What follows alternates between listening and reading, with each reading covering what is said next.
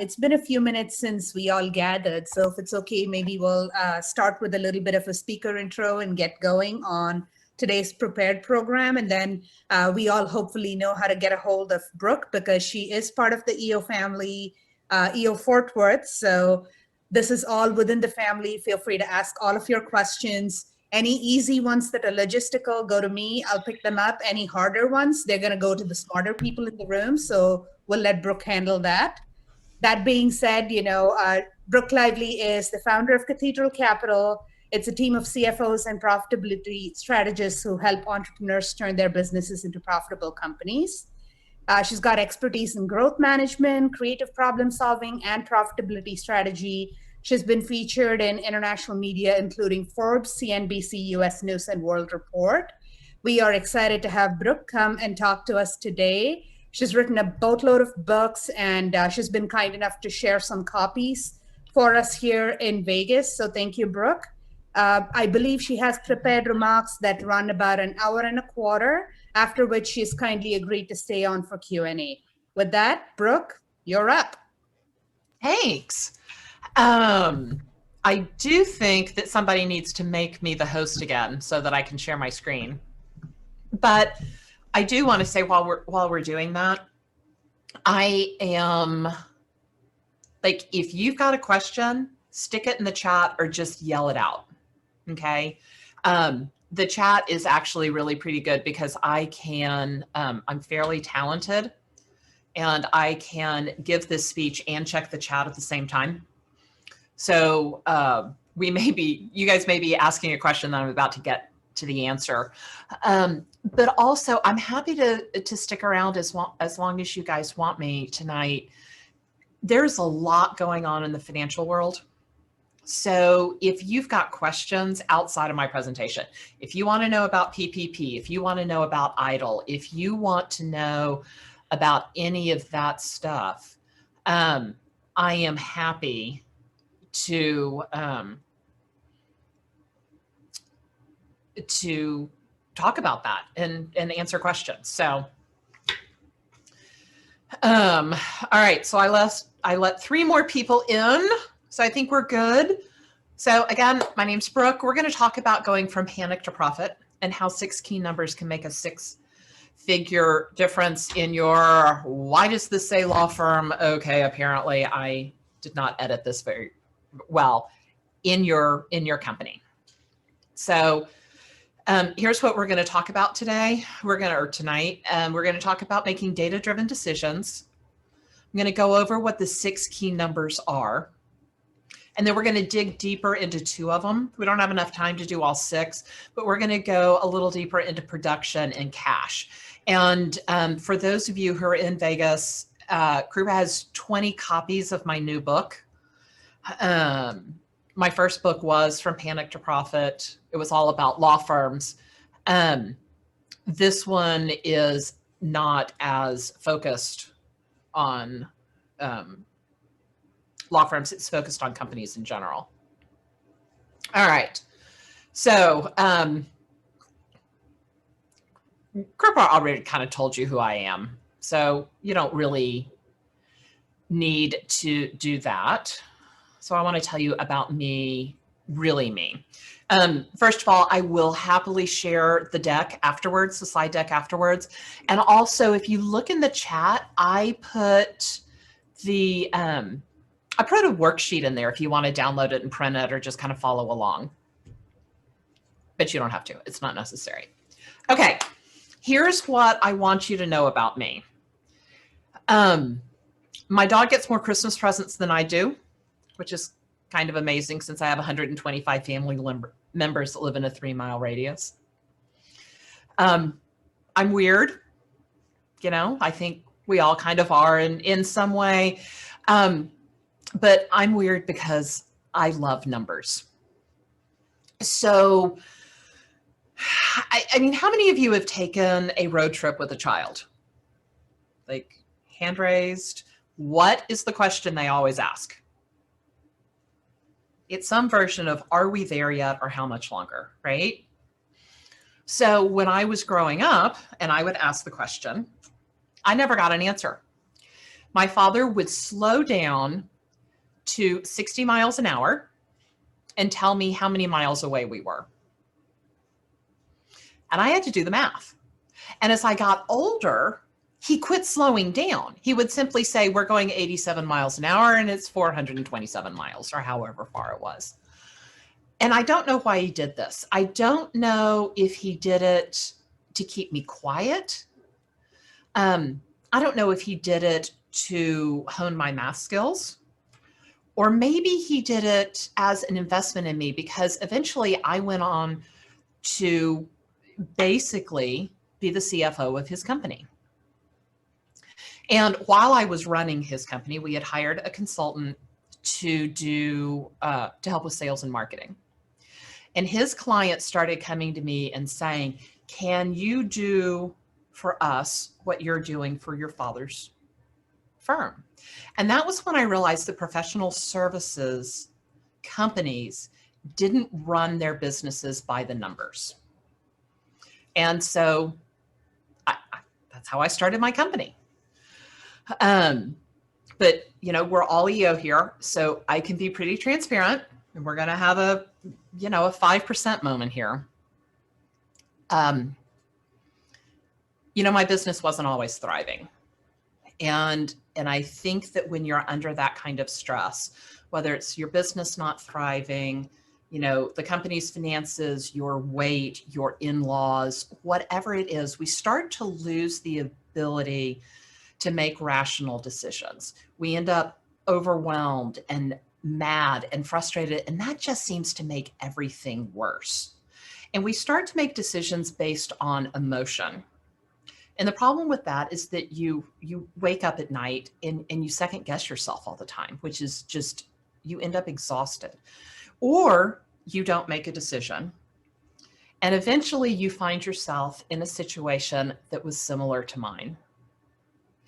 In 2015, I fired my biggest client. He was 94.3% of my business. And I can be that specific because I know this, like 94.3%. There wasn't much left. It was the hardest decision I ever had to make in my life.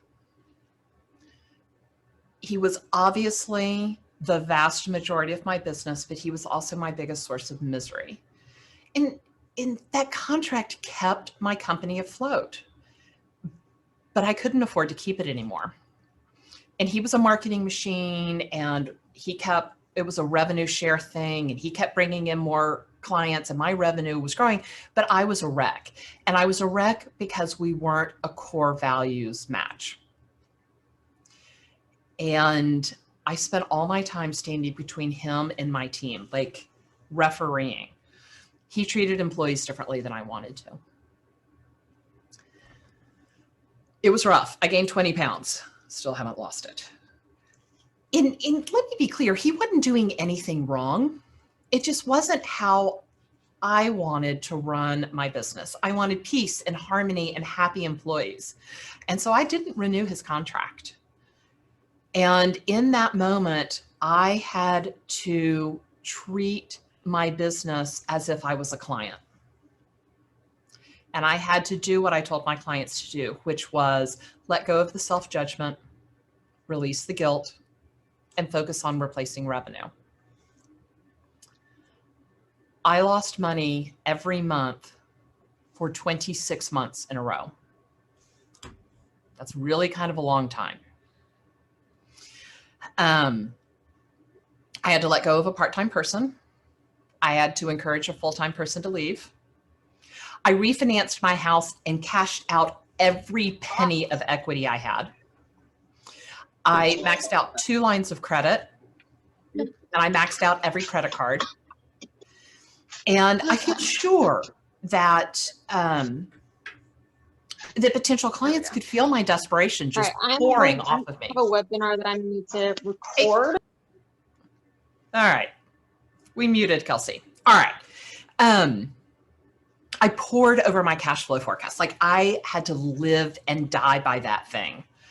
And I didn't sleep, and I had nightmares, and there were tears. It was awful. And at my lowest point, I applied for a credit card and I got it. And it had a $900 limit. And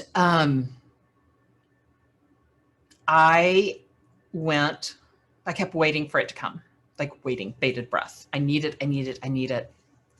The day it came at 11 o'clock at night, I drove to the other side of town and found an ATM machine and did a cash advance for every penny that I could get off of that so that I could make payroll the next day. I felt shame. I felt fear. I was embarrassed. And I know that that's how my clients feel. And I was acting just like them. And I was reading a study not too long ago that said that entrepreneurs in professional services who have a graduate degree, that some huge percentage of them, like 96% or something, feel like grad school did not prepare them to run a business. And I think that's really true. And so there are all these entrepreneurs out there who start their business because they have a passion for something. And it's a passion, Randy, a passion for you for selling real estate, or a passion for, whatever it is. It's rarely a passion for actually looking at the numbers in your business. So I was lucky. I knew my numbers.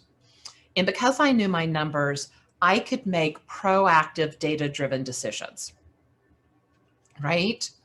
Most business owners don't have the data they need to make a decision, and they're constantly reacting to the biggest fire. So, here's how the decisions go. Option one, you make the decision, and then you think about it 3 hours later, was that the right thing to do? And then you wake up at 2 a.m. and then you're talking to a client in the middle of a sales call at 10 a.m. the next day, and you're thinking through again and again. And it's not productive, and it doesn't allow you to focus. Sometimes people make a quick decision just to get past it. I know people on this call have done that. And then the third option is ignore it and hope it goes away. The problem usually does go away, but then it comes back bigger and worse than it was. Companies with data make decisions differently. They see the decision coming and they think about it so that they have time to look at all the options. So when it's time to actually decide, they've got the answer. And think about when you're working with your clients. Don't you do the same thing? Don't you think about their problem from all kinds of directions and then advise them on the right way to make the decision? So don't you think your business deserves the same care you put into your clients? So I want to tell you a story about a friend of my sister's. Her name is Lucy. She wanted to be a clothing designer. She got a summer internship in college in New York working for a designer. This was awesome. It was her dream. This was going to launch her into being a clothing designer. Like this was going to lead to her first job. She was on her way. She was so excited. So she goes to New York for this thing, and her boss goes out of town and says, I need you to care for my dog. As you can see, Hamlet was large. So she said, great. She went to her boss's townhouse every morning, every evening. Hamlet would meet her at the door. She would feed Hamlet. She would take him for a walk, let him do his business, take him back inside, come back 12 hours later. So one morning she walked in and Hamlet didn't meet her at the door. And she's like, okay, that's weird. She's like, oh my gosh, Hamlet has peed, or even worse, pooed somewhere, and you need a shovel to pick that up, right? She's like, God, I'm going to have to clean this up. So she can't find him. She doesn't smell anything. And, with poo that big, you smell it. Can't find him. She's calling for him. He's not on the couch. He hadn't eaten pillows. He hadn't broken a lamp. She can't find him. Finally, she finds him on his bed, and he's dead. So Lucy panics. She's like, oh my God, what am I going to do? Can I give the dog CPR? How do you give a dog CPR? At this point, she practically needed CPR herself. So she like takes a deep breath and she realized she has to call her boss, and she gets on the phone and she calls her and she says, I'm so sorry, Hamlet's dead. And her boss is like, I'm on my way to the meeting. Take him to the vet, and hangs up. Lucy's like, did she not understand that the dog is already dead? So she's like, okay, I got to take him to the vet. And she's still panicked, right? She still has a dead dog on her hands. Only now she realizes that she has a dead 150-pound dog on her hands, and she's 110-pound, at this point, not so lucky Lucy. So she's like, oh my gosh, what am I going to do? In her panic, she gets a little creative. She goes through the house. She finds a rolling suitcase. It's a Louis Vuitton suitcase, but that's all right. Shoves the dog in the Louis Vuitton suitcase, zips him up, walks out the front door of the townhouse, bump, bump, bump, down 3 steps and stops dead. She is an unpaid summer intern in New York. She can't afford a cab. So still in her panic, she starts freaking out. What am I going to do? She looks around and there's the subway. Great, I'll take the subway. Bump, bump, bump, bump, bump. Down the steps, gets to the bottom. She's like really, you know, her stress is kind of ratcheting up because now she's got a dead dog in a suitcase in New York in the middle of summer. She's like, oh my God, can anybody smell the carcass? She is sweating like a hot dog in a street cart vendor. So like she's just a wreck. She gets on the subway. The doors start to close. She finally starts to relax. This is going to be fine. And no, some guy grabs the suitcase and jumps through the doors as they close. So now Lucy has killed her boss's dog and lost a $5,000 suitcase. This is not Lucy's day. Here's the point of the story. Lucy was panicked and she made poor decisions. She was caught up in the moment and she didn't stop and step back and say, what are my options? And let's be clear, she had options. She could have called the vet. It's New York City. I guarantee you they had a pickup service. She could have called the office and had a runner come help her.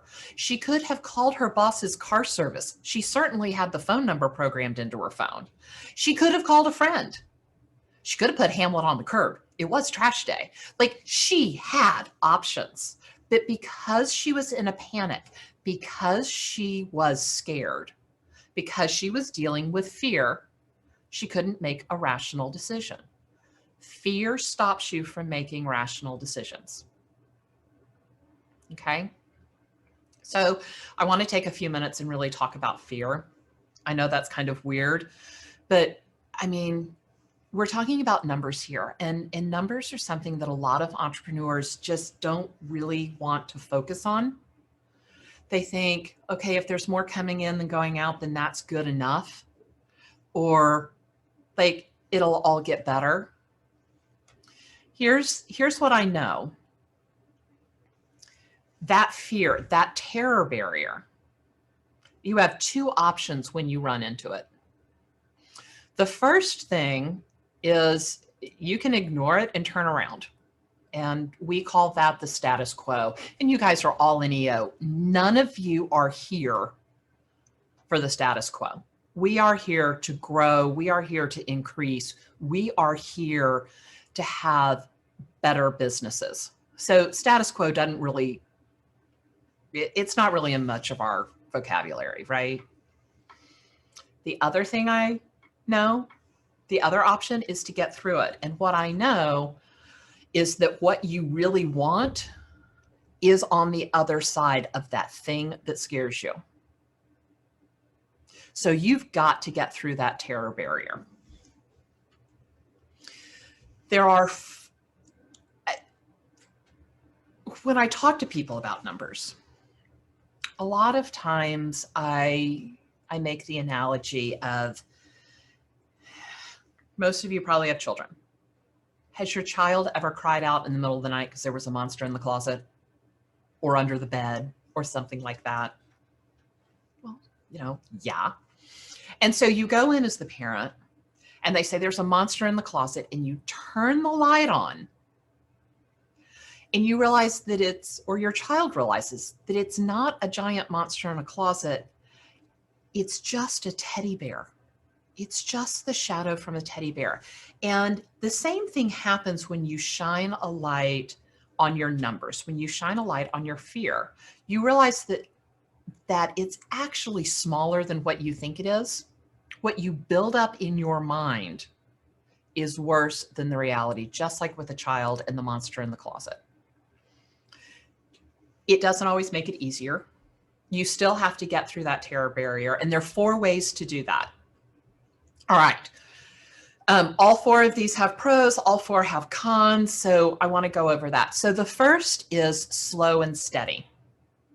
And this is where you kind of ooch up to whatever it is that scares you. And you kind of sit there for a minute and you're like, okay, think about getting in a pool. You kind of go in a few steps and it's cold and you wait, you kind of adjust and you go a little more and you go a little more. Okay, so that's kind of the same thing. You ooch up to the terror barrier and you sit there and you get comfortable and then you ooch a little more, right? It's really easy on your psyche, right? You're never that petrified because you're just kind of like bumping up against it. You're not actually trying to break through. You're just moving, you're just pushing the terror barrier. The problem is that it takes a long time and your progress is really slow. And sometimes you stop pushing and you never break through. You never break through to that thing that you really want. The second way is to create an engine that is bigger than yourself. I was on Clubhouse. Have any of you guys tried Clubhouse yet? Yay, no, in the chat, yes, no, okay.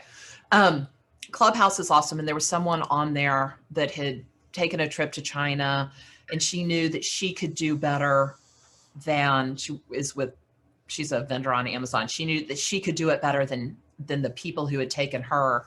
And so she said, I'm going to take a trip to China. She had to put down $250,000 to reserve venues and stuff like that before she ever advertised that she was going to do it.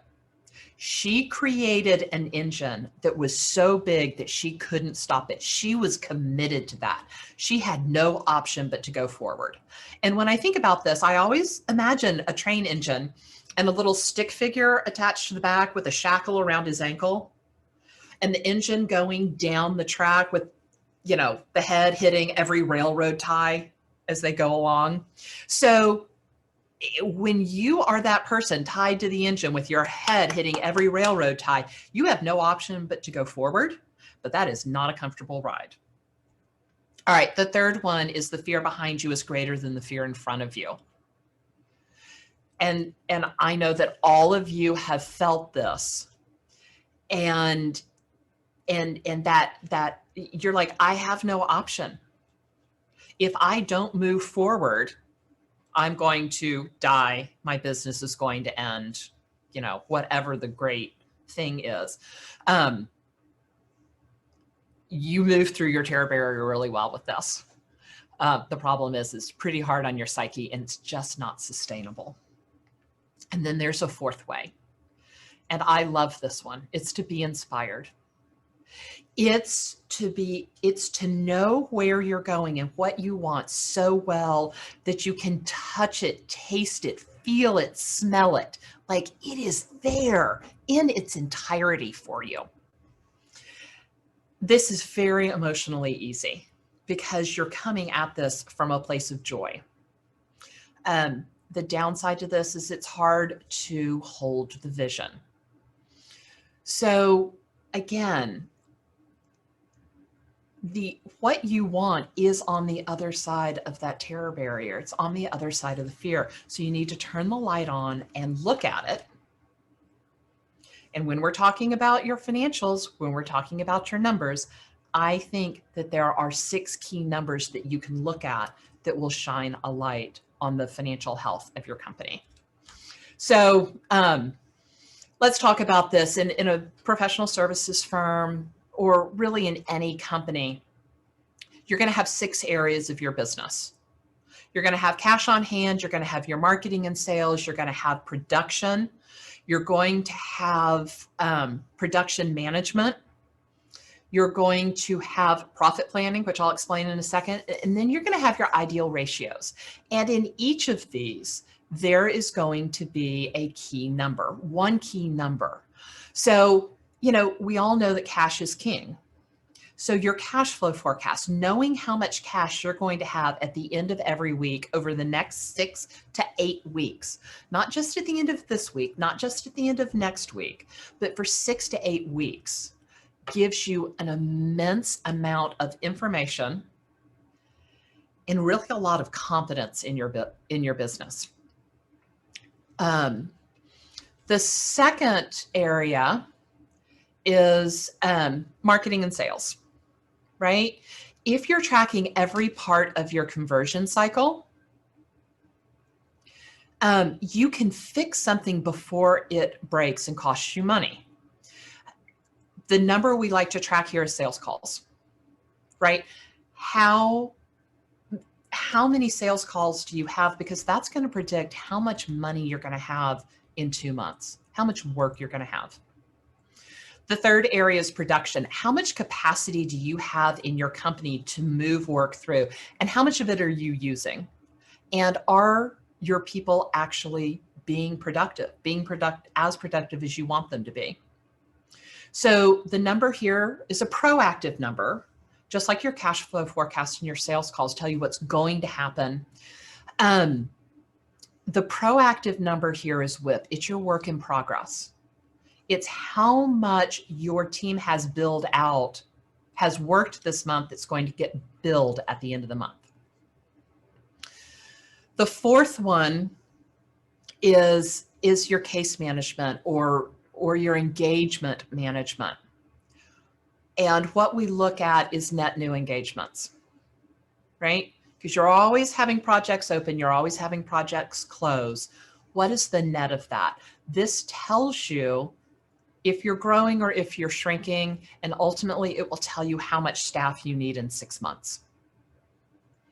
All right, all 4 of those are forward looking. The next 2 are a little backwards looking. All right, so profit planning. We don't like the B word, budget. I think as entrepreneurs, you know, budgets are restrictive and we're all about the possibility, not the prohibition. So we realized a couple of years ago that budgets are just god awful, and we jettisoned the word and we don't use it. We use a profit plan. And this is a document that tells us how we get to spend money to make more money. So that's why we call it profit planning. Unfortunately, I can't get into it to change the name of their report.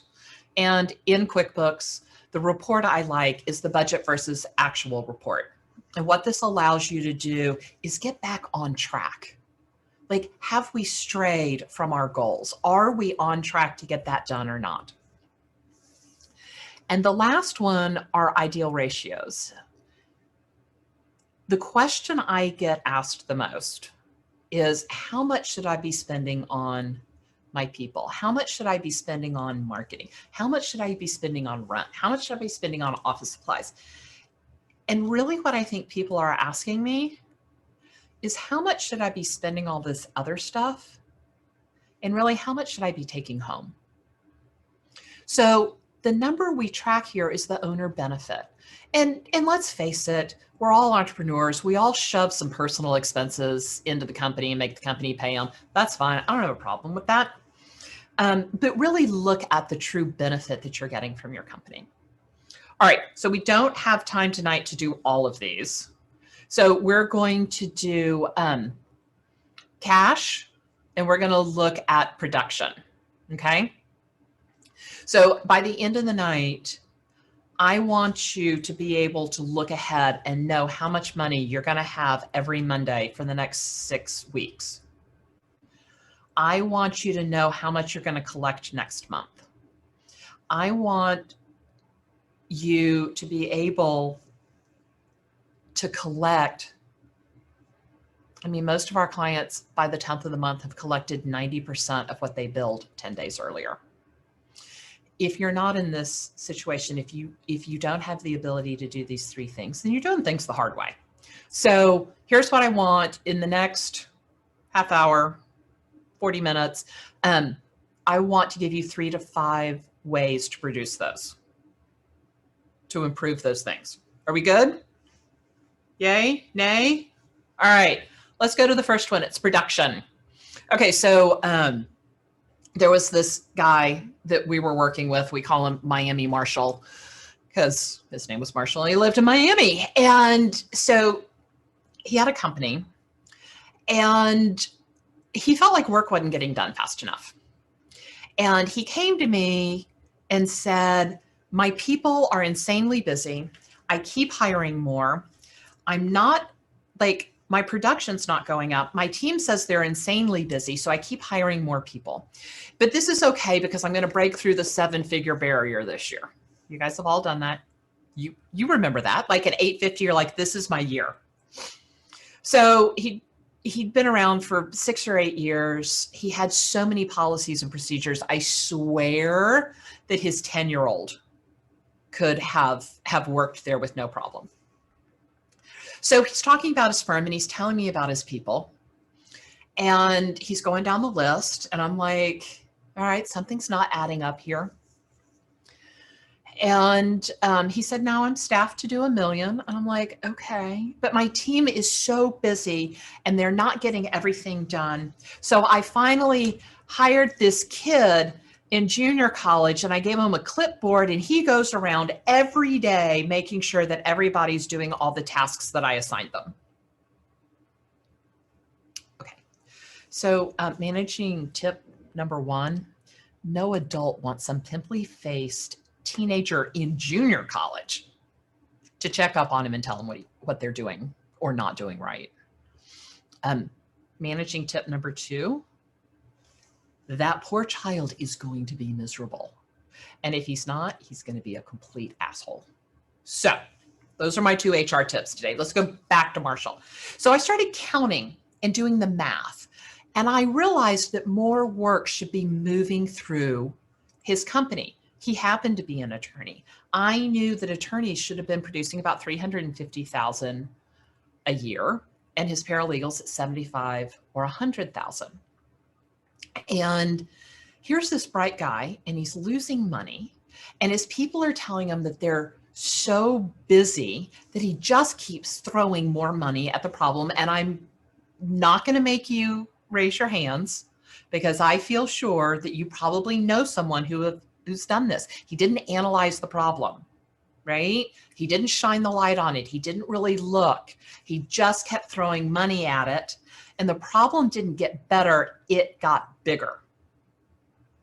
So here's what I did for him.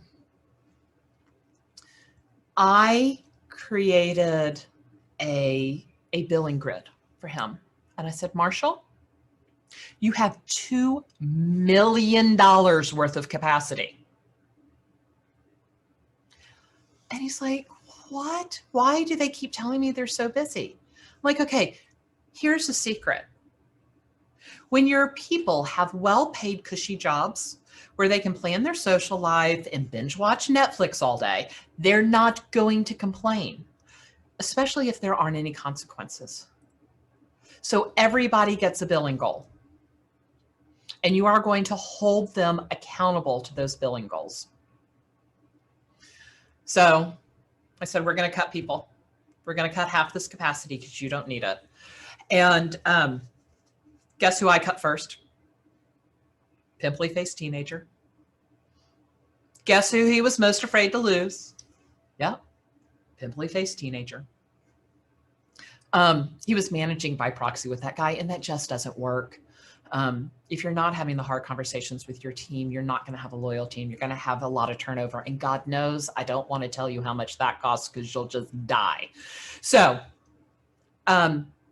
we cut the people. We brought his capacity down to $1 million. And darn if we didn't turn a profit the very next month.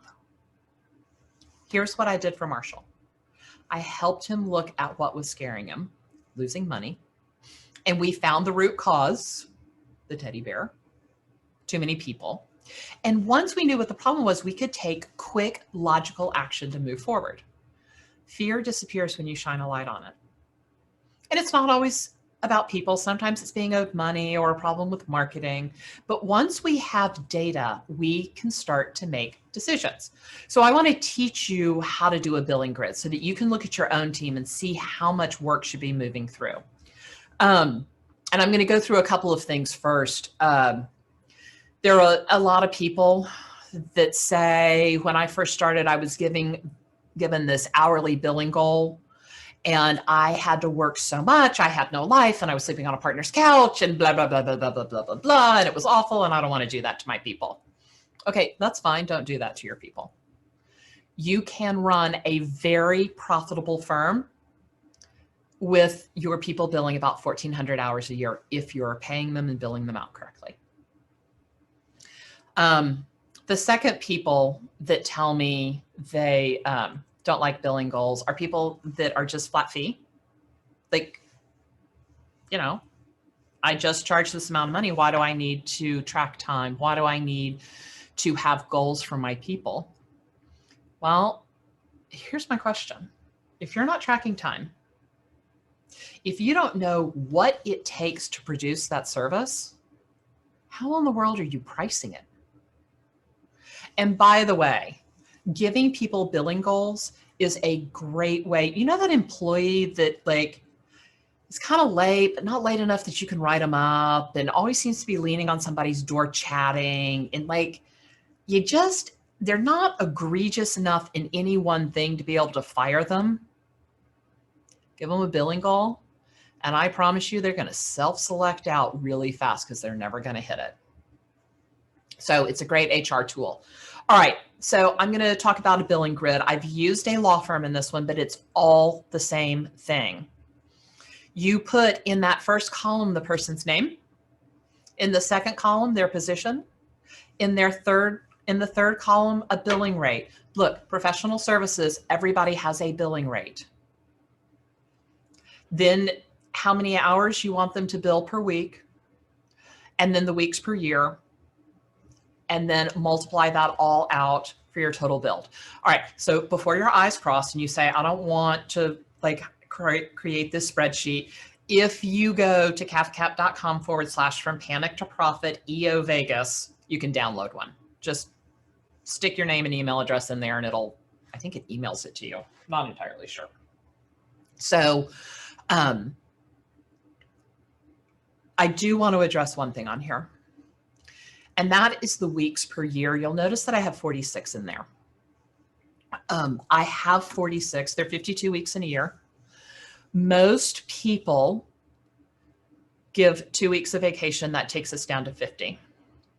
There are about 2 weeks of federal holidays that most companies are closed. You know, July 4th, Christmas Day, Thanksgiving Day, the day after Thanksgiving. That's about 2 weeks. So now we've gone from 52 to 50 to 48. And then I usually tell our clients want to have companies where people love to come to work, where people enjoy it. They're very into culture. And they don't want people working flat out and stressed out all the time. And they want people to be able to live their lives. They want people to be able to go to little Timmy's baseball game or Mary's ballet recital or, you know, whatever it is. And sometimes it's not what they do. Sometimes it's things that accidentally happen. Like they're on their way back from vacation and their flight gets canceled. And so they come back a day late. So I usually build in what's called 2 weeks of, well, I should say life happens, but generally it's shit happens, right? Like there's just 2 weeks that they're not going to be there. So when you do this, you can see how much work should be moving through your company. All right. Are we ready to go to the next one? Do you guys understand production? How many of you, put it in the chat, how many of you have goals for your people? Just put a yes or no in there. And while you're doing that, I just read again, because I love this book. Anybody read Traction? If you remember, there was a manufacturing company that made, I don't know, they made steel or something. And they weren't producing as much as they thought. And the guy walks in and writes a giant 7 on the floor because that was how many tons of steel they had produced in that shift. The next shift came in and said, what's the 7 on the floor? So, well, last shift produced 7 tons of steel. And they got together and thought, we can do better than that. So when they left the next morning, there was a 9 on the floor. So, and that number kept going up. People will get a little competitive. Take advantage of that. All right. Work in process. I love this report. It is a magic report. It has so much information. We have figured using your billing grid how much capacity you have. Well, this starts talking about your utilization. How much of that capacity are you using? Are they billing up to their goal? Are they not billing up to their goal? Are they billing over their goal? That's not usually sustainable. It also tells you how much money you're going to collect next month, because you're going to bill it this month, you're going to work it this month, and you're going to bill it out on the 1st or the 31st. And then you're going to collect. And Michael, your question, was that Traction or the Great Game of Business? That was actually Traction. It wasn't GGOB. So, all right. So let me teach you how to use that, the magical whip report. So here's the first thing it can tell you. It can project your revenue, which is really important because you're going to need that as an input for your cash flow forecast. It tells you, are you ahead or behind on your goals? Because you're looking at it on a weekly basis and not only at the end of the month, it gives you time to get caught up, right? You've got some time to say, look, guys, we're behind. It tells you if Jane can take Friday off or not, because do you need her to bill, or is it okay for her to be gone? A lot of people pay bonuses based on production. If you do that during the month, you can see, oh yeah, I'm going to be paying out big bonuses next month. You can start to sequester the money. And then my favorite one is you can start to make decisions about your personal life. So I had a big birthday last year, and I took 7 friends to France with me to drink champagne and champagne. Like, that was my deal. We managed to like slide out of Europe right as COVID was hitting. So I do have that trip on the brain. It's all about a chateau. If you know, or there is a month when there's a moment in a month when you look at your WIP report and you realize you have more money in WIP than your nut is for next year. Yes, everyone should want to be my friend. I am a very fun friend. So that's awesome when you know that from this point on, all the work that your team does is going to be cash in your pocket next month. So if you have a WIP report, you can start to make proactive data-driven decisions about your company. All of these decisions you can make from a place of knowledge. All right, so if you need the billing grid, cathcap.com, Panic to Profit, EO Vegas, download one. Don't do it yourself. It's a pain in the rear. So I went to boarding school when I was 15, which is basically like going to college, right? And my father wanted me to have a plan. It's like, no pressure when you're 14, right? And so I said, okay, I can have a plan. And here was my plan. He said, figure out what career you wanted. Figure out, I went to Madeira in DC. Figure out your career. Figure out what grad school gets you into that career. Figure out what college gets you into that grad school, and then figure out what boarding school will get you into that college. Again, no pressure on a 14-year-old. So I said, okay, I can do this. My best friend's father was Richard Rainwater. I don't know if you guys know him, but he invested $500 million in Disney and then had the ability to appoint Michael Eisner as the CEO after a 30-minute unsolicited phone call. So like, he was cool. He was smart. He was funny. He drove great cars. And you know what's most important to a 14-year-old? He had all these cute guys from Wharton working for him. So like, I wanted to be Mr. Rainwater, or at least work for him. So here was the plan. I was going to go into finance like Mr. Rainwater. I was going to go to Wharton because, you know, that's where all the cute guys were. I was going to go to UVA because at one point, because I thought UVA could get me into Wharton. And then I decided to go to Madeira for high school because at that point, Madeira had this special in with UVA, whatever. So had the plan. This was awesome. I was a nationally ranked squash player in high school. And I got a call. Well, let me back up. I worked at Madeira. You don't go to school 5 days a week. You go to school 4 days a week. You do different things on Wednesday. Your senior year, you have a job in the industry that you want. So like, this is fine, right? I knew what I wanted to do. Madeira, UVA, Wharton, finance. So I got a job working for Drexel Burnham Lambert. They were one of the top 5 investment banking firms on Wall Street. So it was awesome. And I'm like, I'm on my way. Kind of like Lucky Lucy thought she was on her way. But so I was on my way, and I got a call from Penn because I was a nationally ranked squash player and they wanted me to come play squash there. And I'm like, okay, I can do that, because all that means is I have to make a little change and swap out UVA for Penn.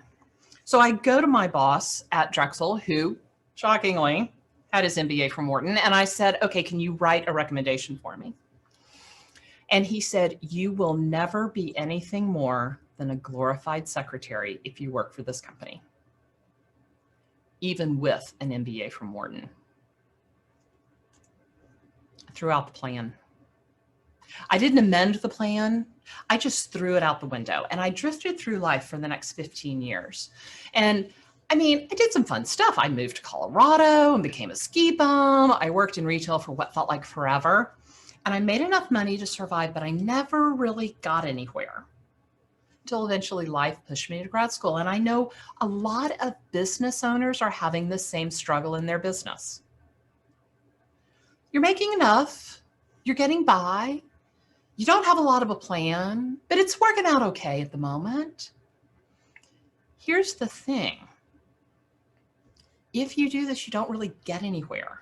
And running your company without looking at your cash position and having a plan is the exact same thing. My father always talks about JIT money, and I think he's right. It's just in time. It's that money that shows up like just in time. How many of you have gotten JIT money? How many of you felt like the PPP was JIT money, right? It showed up just when you need it. So I want to talk about a cash flow forecast. Here are the components. You take your beginning cash balance. You're going to need that. You're going to need your anticipated income that comes from where? Your WIP report. You're going to know what recurring expenses you have. Everybody knows that rent is due in the first week, and we know that payroll is comes due in the first and the third week.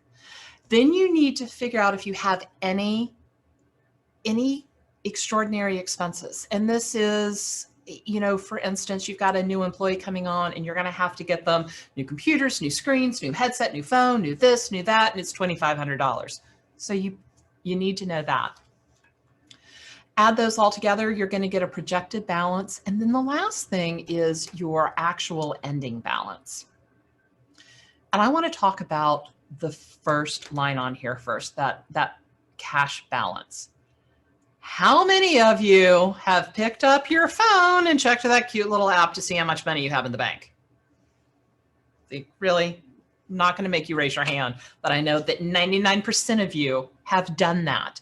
That is not your actual cash balance. Your actual cash balance is found here in QuickBooks.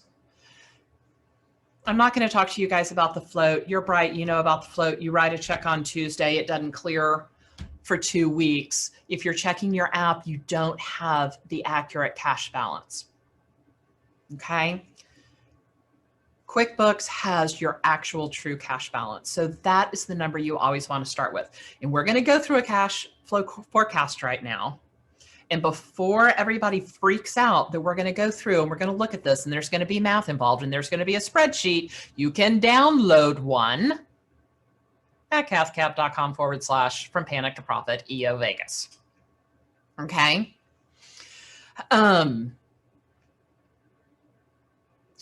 So you start with your cash balance and you add the money that you're going to collect over the next few weeks. Some of it you have coming from what you bill out. And then you're also going to have some money that comes from AR. And here's the thing, when we're talking about professional services, I saw a report that in the legal industry, people collected 86% of what they billed. I think that's total bullshit. I think they collect closer to 75 to 80%. So I want to go through 5 ways really quickly to improve your collection rate. Because think about it, if you are only collecting 75 or 80% of what you bill, that's like giving away a car dealership, giving away every 4th or 5th car for free.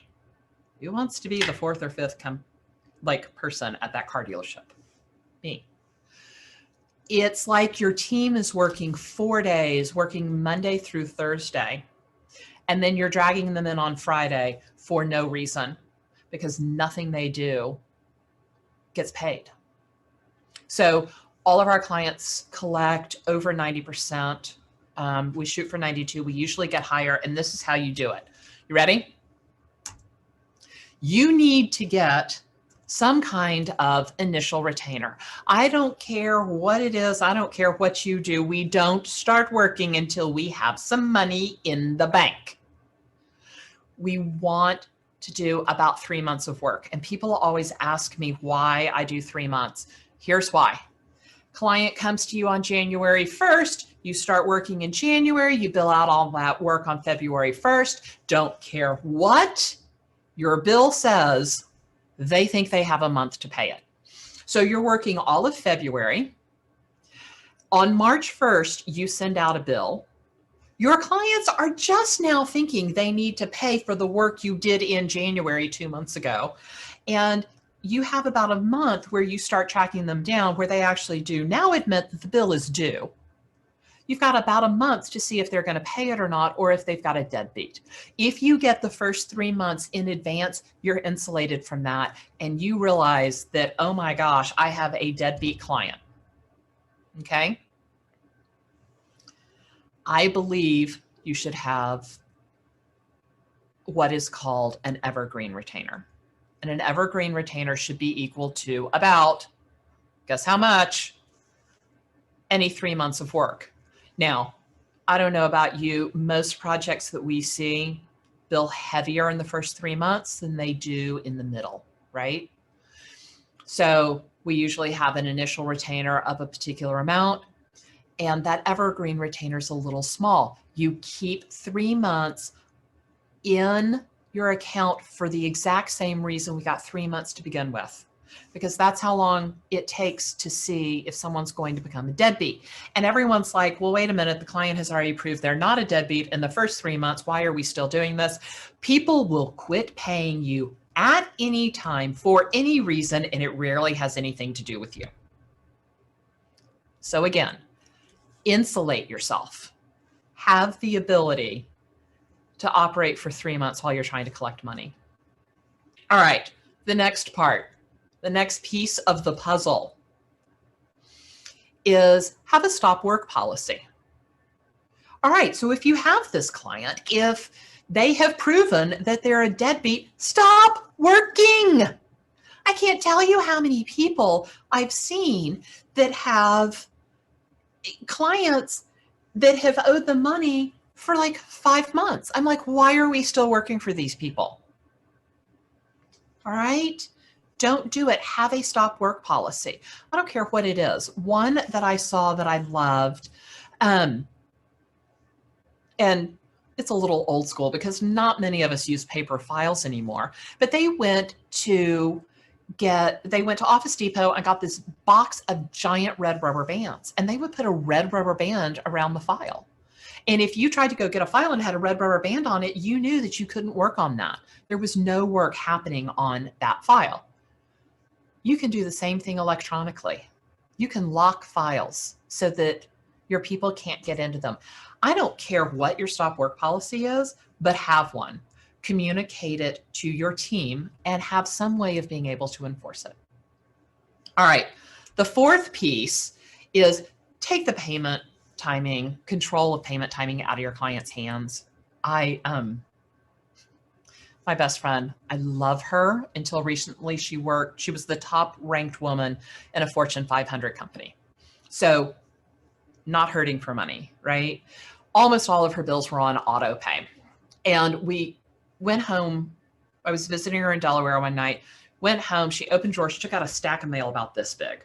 I mean, the drawer was packed. And as we're chatting, she's opening and sorting, and most of it's going in the mail, and there's in the trash, and there's this small pile kind of piling up over here. And as we finish our conversation, and as she runs out of mail to sort, she picks up that little stack of mail and shoves it back in the drawer. And I'm like, wait a minute, what happened? What was that? She said, that was all the mail that needed to be opened. I'm like, how much mail was that? She said, about 6 weeks worth. I'm like, okay. So what was that little pile that didn't get thrown away? She's like, those were all those one-off bills that I need to pay. I'm like, so why are they back in the drawer? And she said, I have done enough work on this tonight. I will pay them another day. I have news. Those are your bills. Your bills are sitting in a drawer for 6 weeks, getting opened and shoved back into a drawer. And before you tell me, oh, my clients are companies, it doesn't work that way. Yeah, it works that way. Here's what happens in a company. Bill comes in, they open it up, they put it in a pile. They probably pay bills twice a month. First check run comes around. They don't think they owe you yet because, hello, don't care what your bill says. They think they have 30 days to pay. Second check run comes around. We're now at 28 days since you sent it out. That bookkeeper is going to add up all the bills, going to look at the balance in QuickBooks, and is going to decide who has to get paid. Do you know who gets paid? Rent, phone, marketing sometimes, not always. You probably won't hit the list. So you have to take payment timing out of the client's hands. And we do this by taking credit cards. And you want your clients to sign an authorization that says, if I do not dispute a bill within 10 days, you are authorized to charge my card. It's that simple. You stop chasing your clients for money and you control the timing. And this is all great, but how do you do all this? You need to have some kind of fee agreement. Don't care what it is. Have an attorney draw it up. It is worth the money. Have a contract and have a contract that's beneficial to you. So this is how our clients collect north of 95%. All right, let's go back to your cash flow forecast. So we take your starting balance, and we know what that is because we've looked in QuickBooks. We add your anticipated revenue. We know what that is because we've looked at your WIP report, and we know that on the 10th, we're going to collect approximately 90% of what we bill out. And there may be some straggling AR in there. We're going to subtract out all your anticipated expenses. We know what those are. We're going to subtract out the extraordinary expenses, and voila, you have a cash balance. Now, if you go to the website and you download one of these, this is what it's going to look like. It is a spreadsheet. You see the beginning balance on February 17th is $23,497.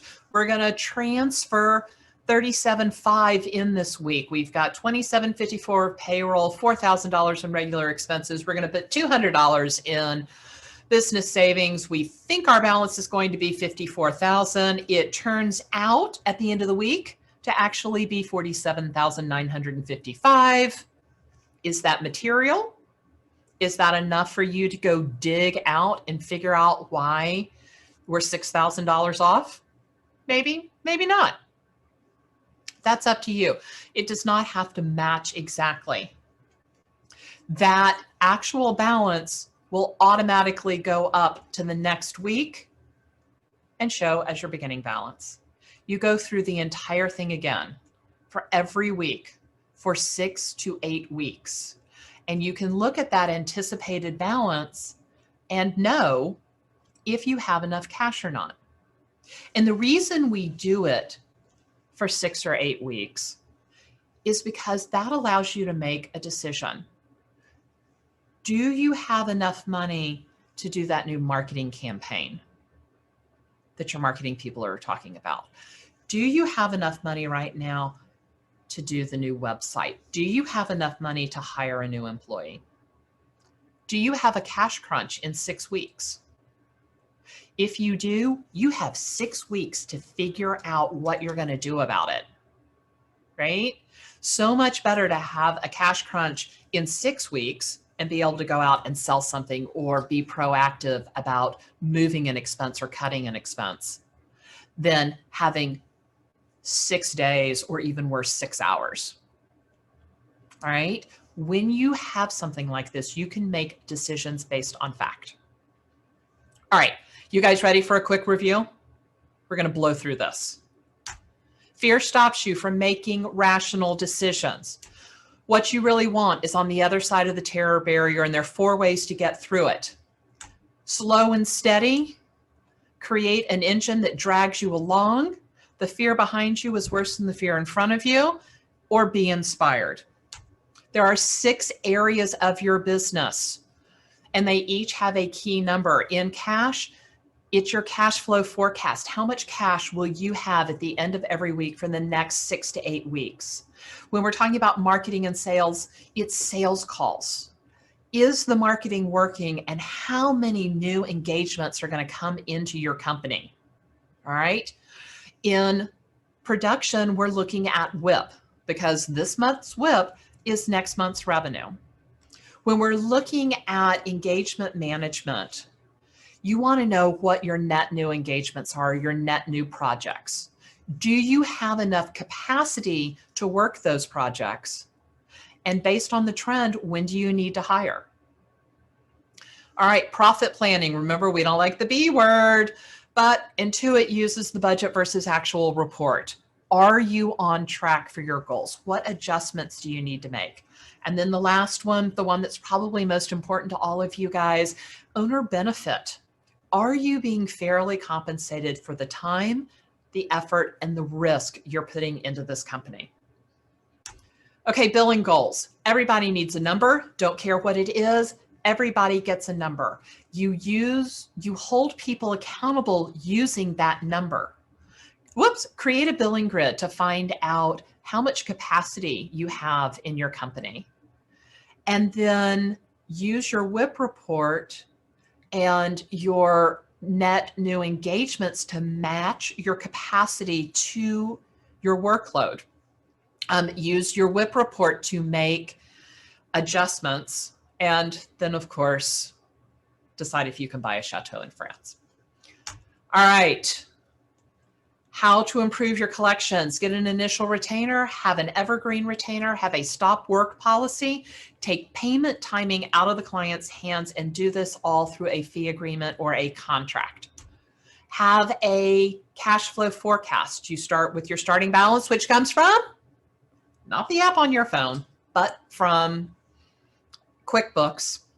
Add in your anticipated revenue, which you know through your WIP report, subtract out your anticipated expenses, your extraordinary expenses, and you get your anticipated cash balance. Both of the numbers that I went into detail on, your cash flow forecast and your WIP report, should be looked at on a weekly basis, because those alert you to upcoming problems faster than any of the other numbers that we look at. I like to look at my cash flow forecast on Friday afternoon, and I look at my WIP report for the previous week first thing Monday morning. So this is EO, and I told you that I lost money for 26 months straight. In July of 2018, I went from a $5,000 loss to a $6,000 profit. And here's how I did it. I listened to my clients and offered a new product that they loved. I shifted my marketing until it started working and a steady flow of leads were coming in. Based on my number of sales calls, I knew how many new clients I was going to get. Once that sales cycle was working, I had to hire a team member to care for the new clients that I knew were going to come from all these leads. I created a profit plan, and each month I compared it to reports to make the proper adjustments. I lived by my cash flow forecast, and I celebrated every stinking win. Like the first time I looked at it and didn't see red, or the first time that I looked at it and I had enough in payroll to make payroll without worrying about when my credit card deposits were going to hit. And because of these numbers, because I look at all of these numbers, because I eat my own dog food, I'm 100% debt-free. Well, with the exception of PPP, but that's a different thing. We're getting that forgiven. I've added health insurance, paid maternity leave, and a 401k for my team. We have beautiful offices that are the envy of everybody in the building. Like seriously, the leasing agent brings people up here all the time. I bought a new car, but I have enough money to live a life of balance and, take 7 friends to France. I know there are people who are struggling with their numbers. I know that things can feel like they're out of control, whether it's because you don't have the cash, because you don't want to look at your numbers, or because you're growing so quickly and you don't know how to manage it. And what I want you to know is we've seen worse. But what is common to every company that we have ever talked to is that the entrepreneur, the owner, did everything they could to keep it going. They turned a brave face to the world and said, it's all okay. And it takes an immense amount of courage to start a business without any business training, a huge amount. And through sheer will, a lot of people succeed. But if you're not using data, things can go wrong. And it can be so much easier. And what I want you to really know is that you're not alone. And that things could be worse, but they could also be a whole lot better. All right. Does anybody have questions? Not only about this, but I'll also take PPP and idle grant second draw and all of that. All right, we got a question. How do we build in a stop work clause in our contracts? Do you have sample language? Krupa, remind me, like all of a sudden I'm a blank on what you guys do. I'm in healthcare IT, Brooke. We write machine learning algorithms That's to help right. Providers and payers. Yeah, it is incredibly simple. If you are 30 days, 60 days, 90 days, you pick your time. Mm-hmm. past due, the company will cease all work on your account. Now, because yours is an access thing, you turn off access. So I see your point. However, I am in the business of helping hospitals take better care of patients. So it definitely becomes more of an ethical dilemma as opposed to, do I have the technical capability to pull the plug and say, that machine's off, it's not going to work anymore. Yeah. Well, and you have to make a decision about what your limit is. And at some point, you're going to have to make a decision. Is it them or is it you?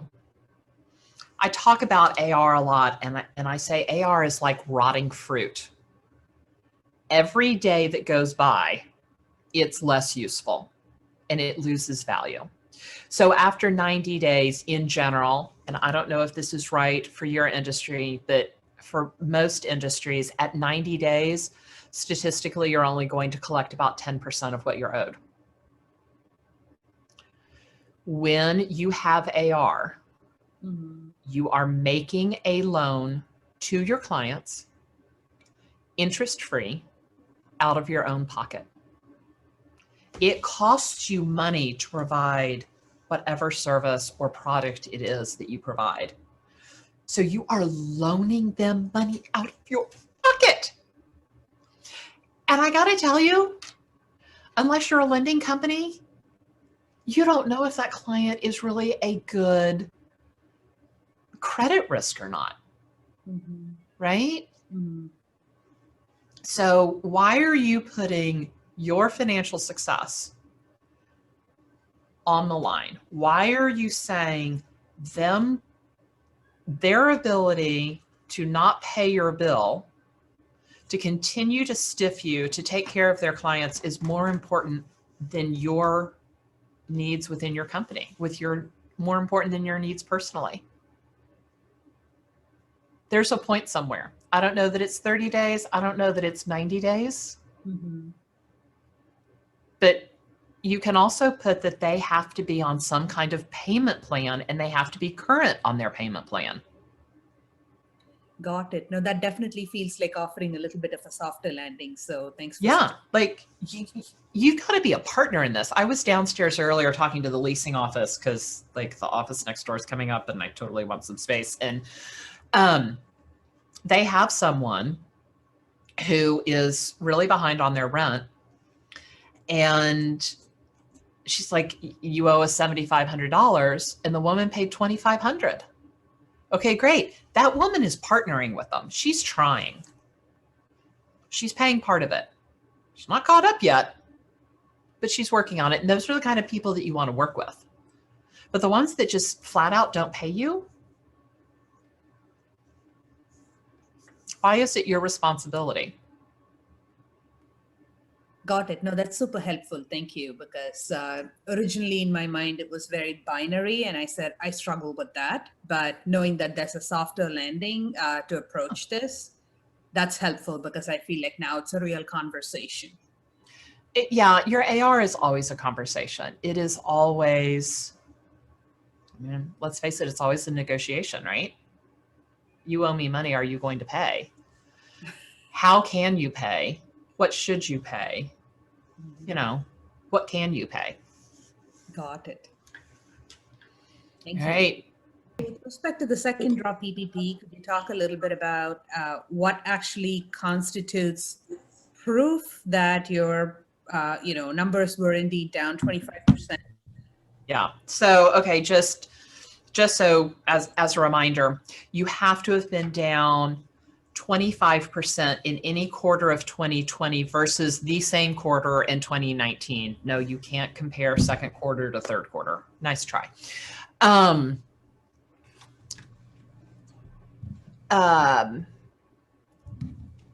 What kind of proof do you have to have? So your P&L is really all you need to do. You can run a quarterly P&L versus last year, show a 25% decrease, and you're in. If your loan is under $150,000, you're probably just going to have to sign off at the time of the loan, attesting to the fact that you were down 25%. You won't have to prove on the front end. You will have to prove upon forgiveness that you were down 25%. So just know that going in. Now, I say that that's what the law says. These loans are being made by individual banks, so every bank is different.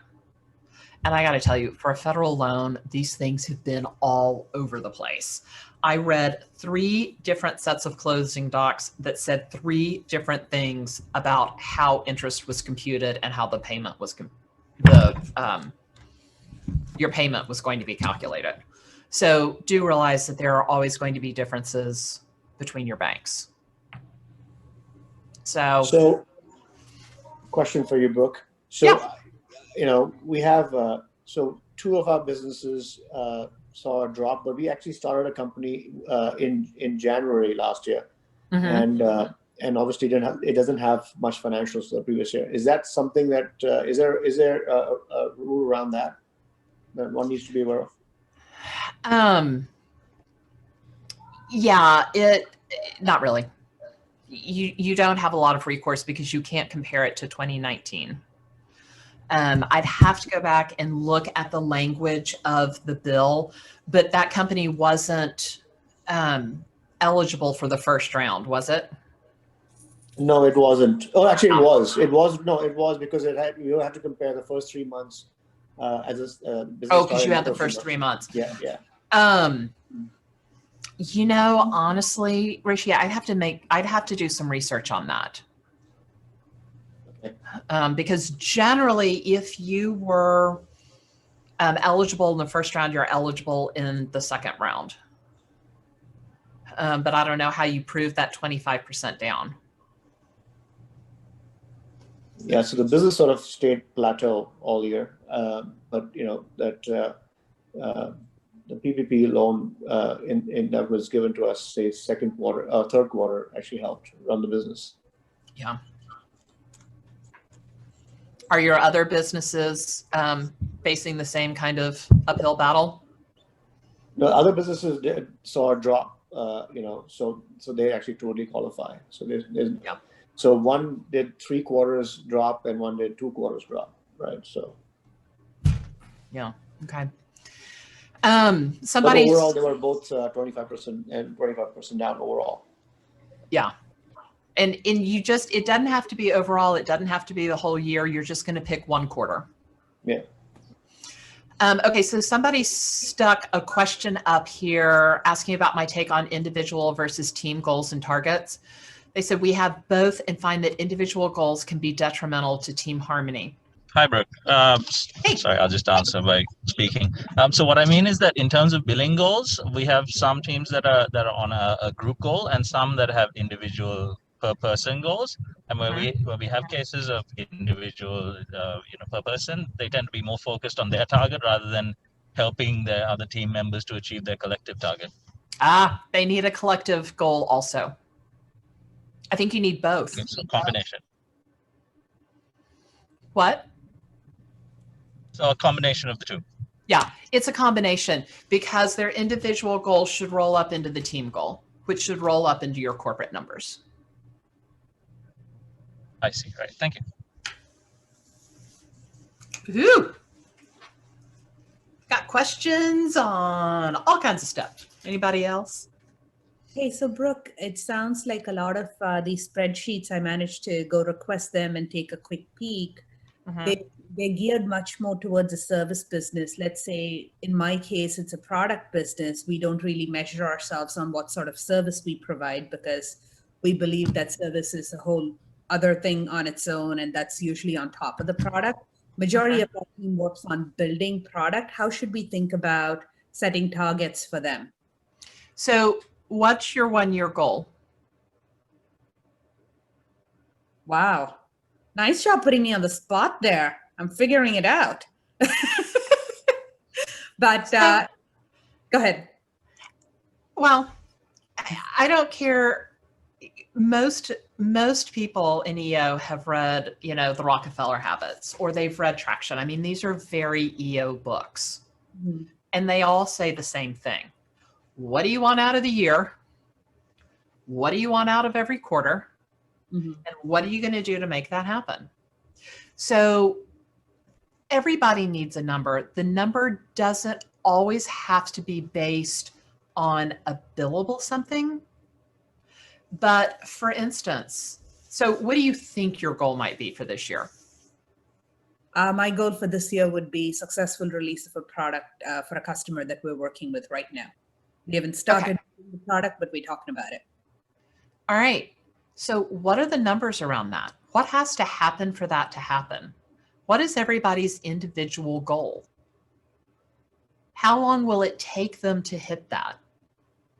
Are they on track to do that? Got it. Okay. I'll have to break it down by their function and figure out how to quantify that. Yeah, you got to quantify it. But that gives them something concrete to do, something concrete to work towards. Thank you. No problem.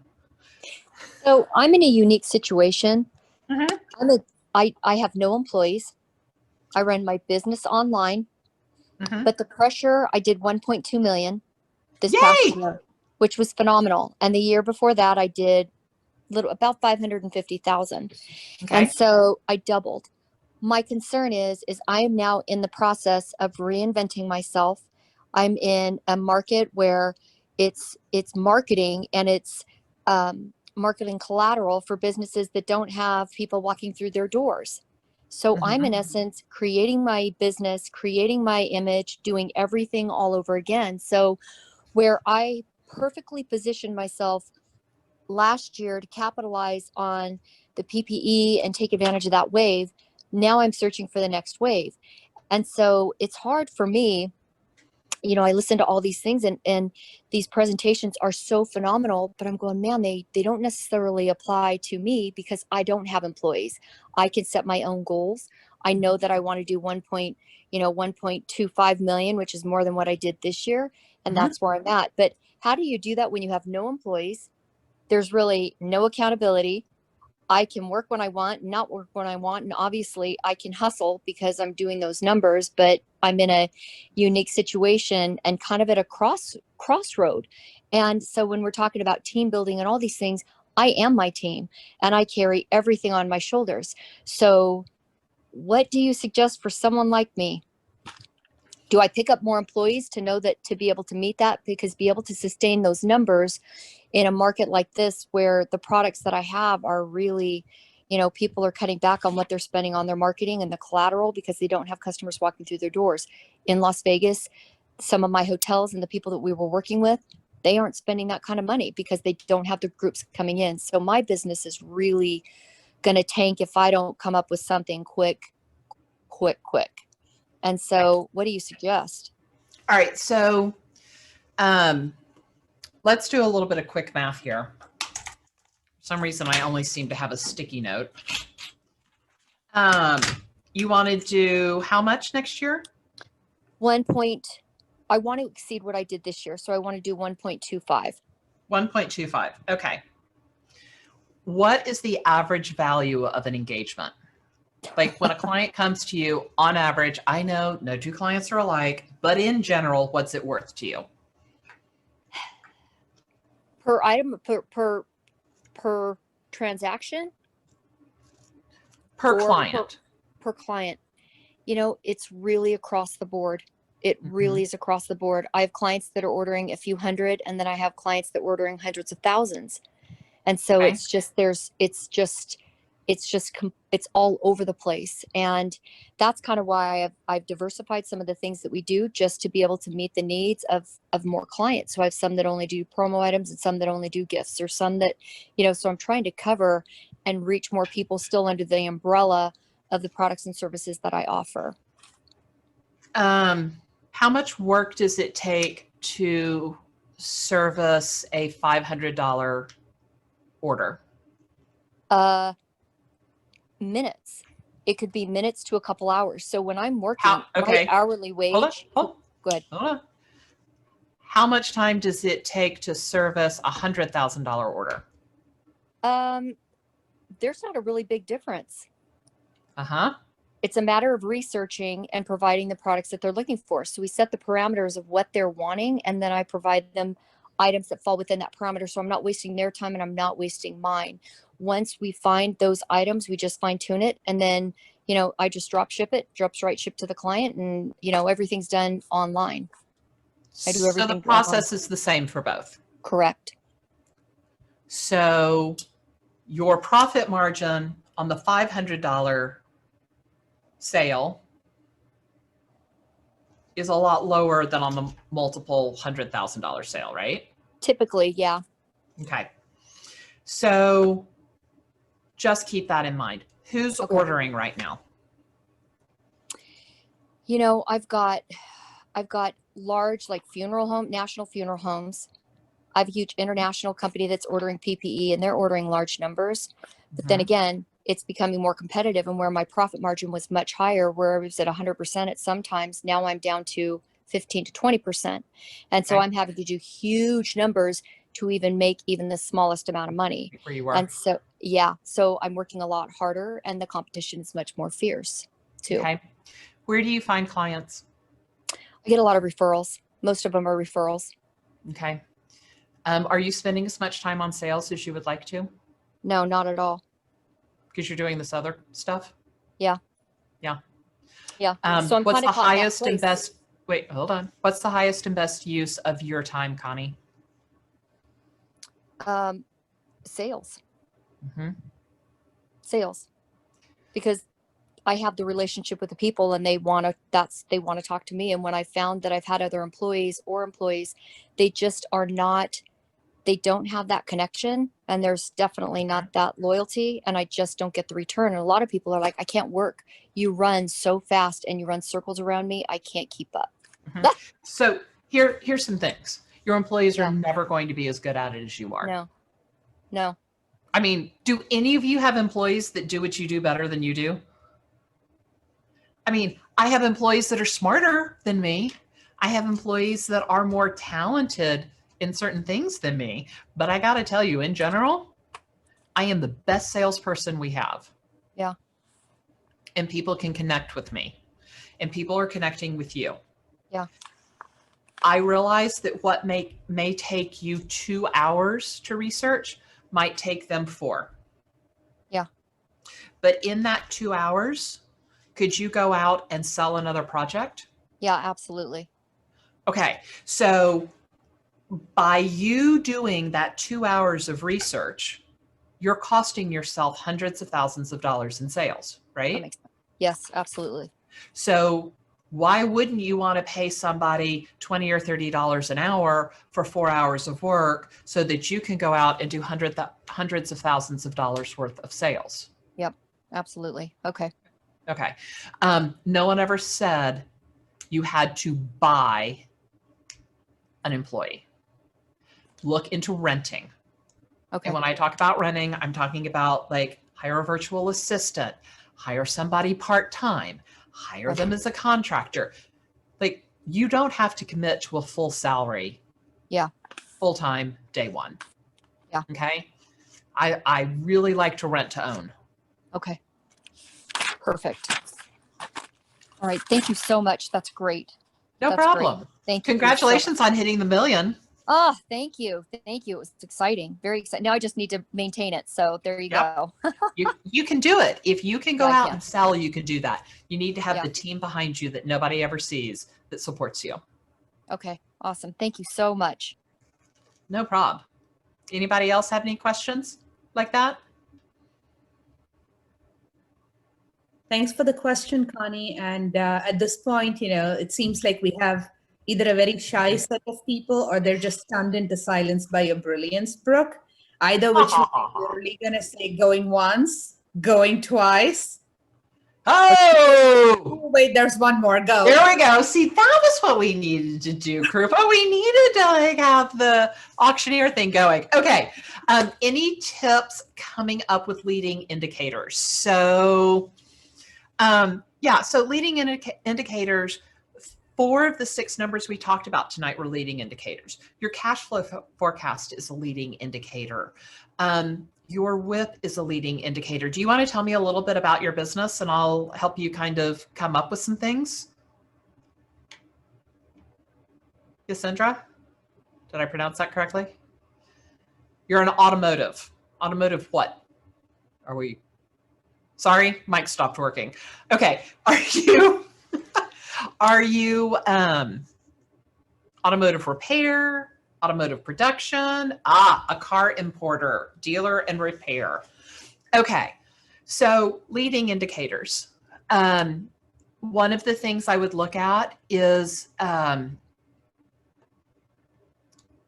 have to kind of talk through this. So like Randy was talking about before this started, I don't know if you were on there. He was talking about inventory that he has. He usually carries about 3 months worth of inventory. He has 1.1 months right now. How far out are your repairs booked? How far out do you like to have them booked? So like how much business, how many appointments do you have on the book? What is the value of the appointments on the book? That's a leading indicator of how much cash you're going to have. And then on the car import side, the other thing you want to look at is how much inventory you have, and you want to start matching the inventory to your repair business. You know, what's that multiple there? How much do you have? If that multiple starts to grow, that's going to tell you that you're going to run into a cash problem. And car importer, do you import based on orders that you already have, or do you import like basically on spec? Hi. Okay, it's working again. Oh, cool. So right now we don't import because the government banned car imports for at least the next year. Okay. So it's basically on the repair side. But we'll just with my heads of division, it's a little bit difficult to get them to kind of conceptualize up the process chain. So we look at, in terms of sales of used cars right now, we look at number of appointments for the next week, things like that going up the process.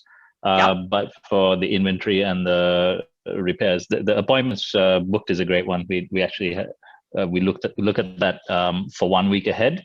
But we look at the number, not the value. So looking at the value is a great tip. Thanks. Yeah, looking at the value, because you're going to have some people that want to come in and get new windshield wipers for $40, and then you're going to have somebody that's coming in that needs a whole new transmission for $4,000. So I know that I'm pretty sure that in repair you've got a book that tells you how long it should take to perform those things, and I know you don't always know what the problem is.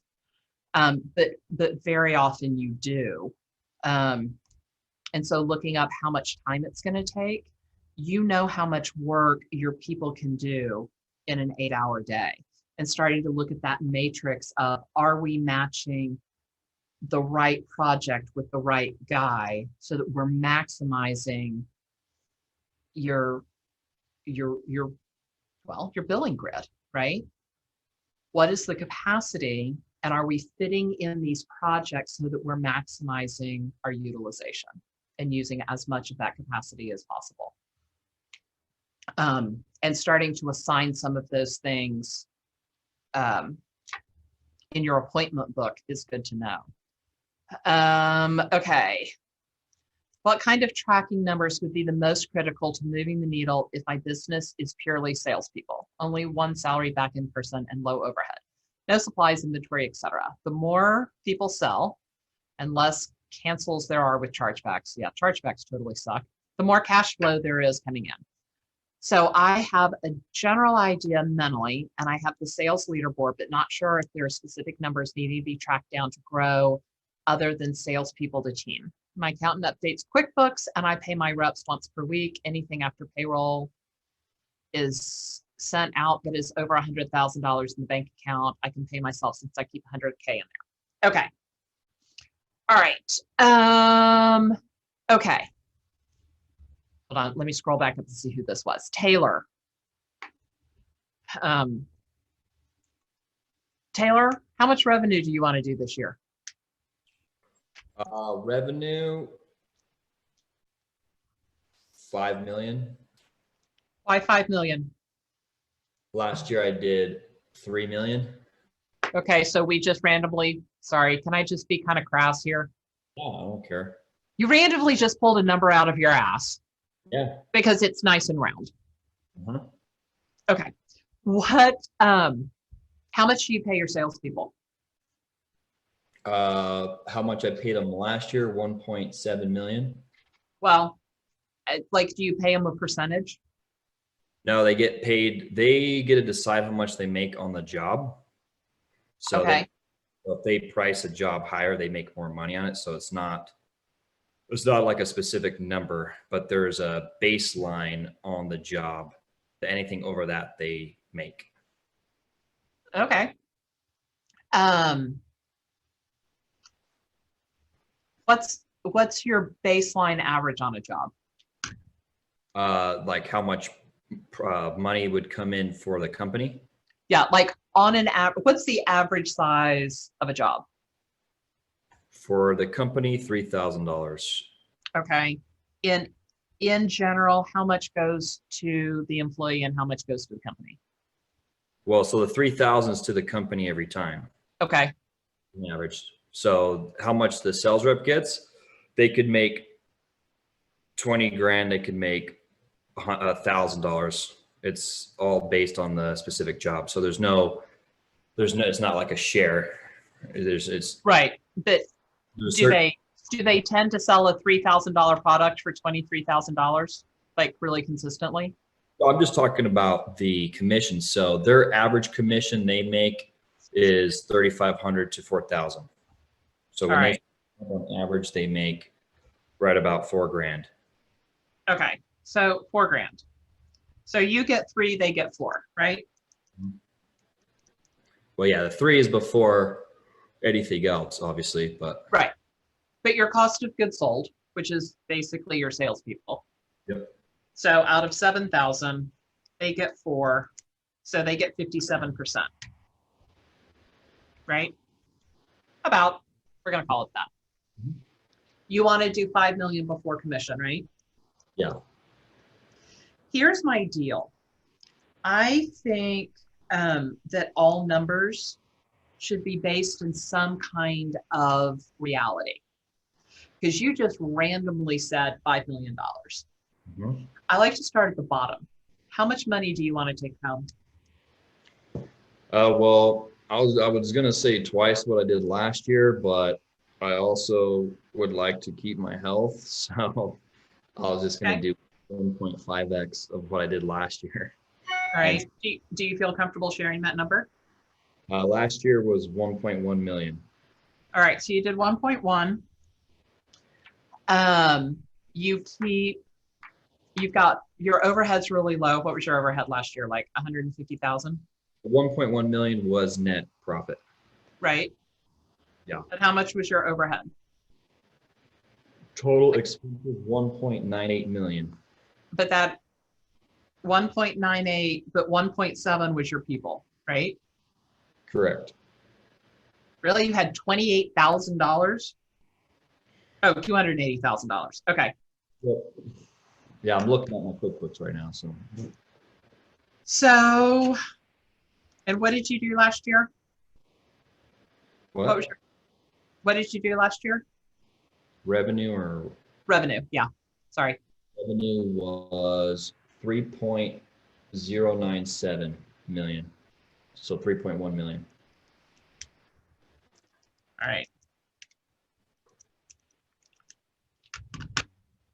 Like your margins, you have 36%. It's like almost perfect.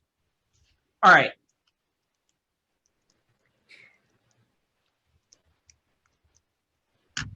Yeah, there's not like a bunch of overhead or inventory or anything. It's mostly just getting more deals signed. So here's the thing.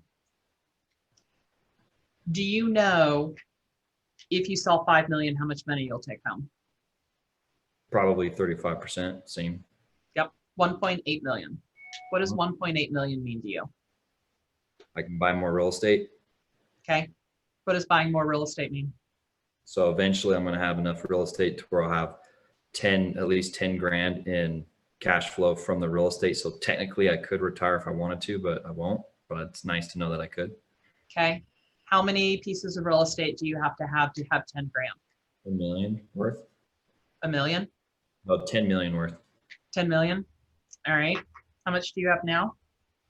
1.8, not including my house. So I'm going to call it 2. So you need 8 million. So if we up how much does it cost you on average to buy a new piece of real estate? 25% down. So 8 million more would be $2 million.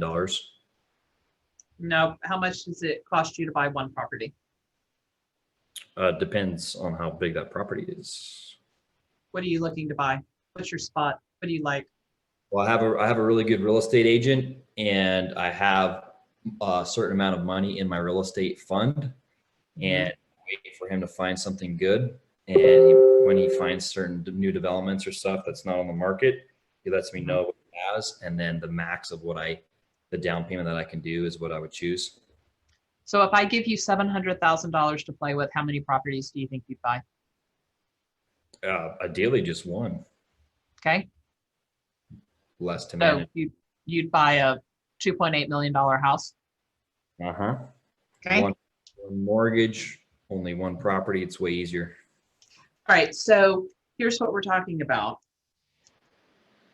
If you do 5 million this year, you get to buy a $2.8 million house or a $2.8 million property. Yep. Does $5 million feel different than it did a minute ago when you pulled it out of your ass? Yeah, I mean, yeah. Yeah. So remember when I said that there are ways to get through the terror barrier, and one of them is to see the future, to be able to touch it, taste it, smell it. Like that's what I'm talking. That's what we just did. Like you know what that $2.8 million house looks like. Yeah, I don't have any fear of trying to hit that number. I just have to Right. with my It grounds it. yeah. All right. So like give people I would give people a goal that rolls up into your goal, into your $5 million. And I realize that you don't pay these people anything unless they sell. Yep. But you might want to consider cutting people who aren't selling. Yeah, it's interesting you say that. I just fired like 9 people. So Yeah, I mean they're not doing you any good. yep. And so let's get rid of them. Less Yeah. people to manage, less hassle, and really reward those people who are doing incredible things. Yeah, that makes sense. And sometimes reward isn't all about cash. Like, do you want to take your top people on a trip? Do you want to take not only your top 3 people or your top 5 people on a trip, but maybe what about taking your 2 most improved people? True. Right? Those people who are really trying, that you see potential in. Okay, come hang with the big dogs. Yeah. It could be like 2 top people and the 2 most improved people all get to go on a trip or something like that. Yeah. And where are you going? You going to France? No, I can't. Well, yeah, I can't really travel, so it's a little annoying. But you will by the end of the year, right? Well, no, I can't travel because I have like health problems, so I can't really go to France or anywhere. I used to travel all the time. Oh, okay. All right. Well, I won't drag you out where it's not safe. But you know. Yeah. No, that makes sense. What do you do for them? Right? All right. Did that kind of answer your question? Yeah, no, it did. because I can take 5 million, break it down into how much solar signed up in terms of kilowatts, set that as a team goal so the team has the same vision as me, and break it down and have certain rewards for the team and people as we move closer to that goal. So it's all a unified vision with everybody. Yep. And I like rewarding the top person and the most improved person. And maybe you do that every quarter or every month with something smaller. Instead of doing a giant trip at the end of the year, maybe it's, I don't know, are you in Vegas or are you somewhere else? Vegas.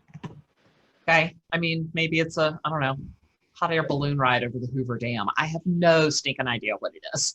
There's plenty of things over here. What?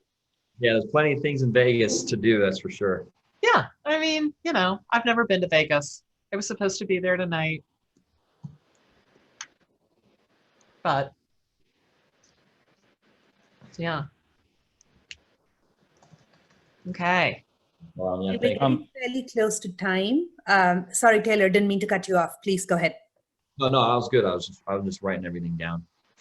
Gotcha. Right. Okay. Brooke, if we're I can getting just fairly ask you close to one. time. Definitely wanted to say thank you to everybody for participating. Hold on, we have one more. We have one more question. Can we answer one more question? Sorry, is it time? Okay. Just quickly, just wanted to ask you, in the current context, how do you deal with forecasting with so much uncertainty? Because we've done forecasts and then the ground situation has just completely changed. And when we did another forecast, and then there's been something like a lockdown has come in, and it's just been blown out of the water. Yeah, we've been redoing a lot of forecasts. Like, oh, we were here. Yeah, now the landscape has changed. I think it's really looking at. I had a coach one time that said, "What's good, better, best?" And that could be what you're looking at. What is good? Like, if we stay on lockdown, what's that going to look like? Right? And start to project that out. If we get partially unlocked, what is that going to look like? So we may be in full lockdown for 3 months and then go into a partial lockdown. So you can take that partial lockdown numbers and start to drop them in. And then start to look at numbers if there is no lockdown. And then you kind of take widgets and you're like, okay, so the lockdown numbers, it's not going to be 3 months, it's going to be 6 months. And you just drop those numbers back in. Okay. Always making sure that those lockdown numbers, that whatever you're doing is sustainable in some way. If it's not sustainable, then you have to start making a decision about, is the company overall sustainable? Because that's one of the hardest things we have to look at as an entrepreneur is,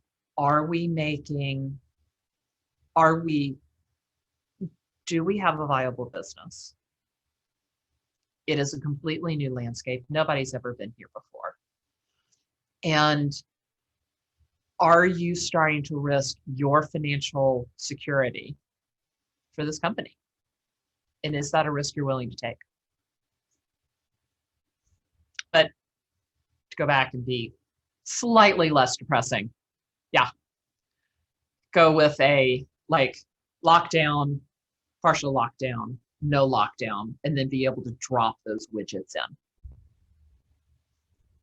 Yeah, thank you. No problem. Okay, Krupa, now we can call it. Now you want to call it? All right. Well, thanks everyone for participating today. I know we're all in here from different time zones. Some of us had to wake up extra early. Some of us stayed up extra late. And Brooke, thanks for sharing a whole bunch of entertaining stories where it just looked like certain numbers and concepts were woven in, as opposed to just intimidating us straight up with numbers.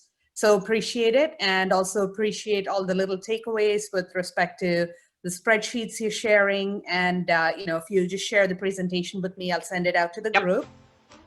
I can do that. Again, thank you for keeping it EO conversational and confidential. everybody go ahead, have a good day, good evening, whatever it is you have going on. Happy birthday again, girlfriend. Thank you. Bye. Bye.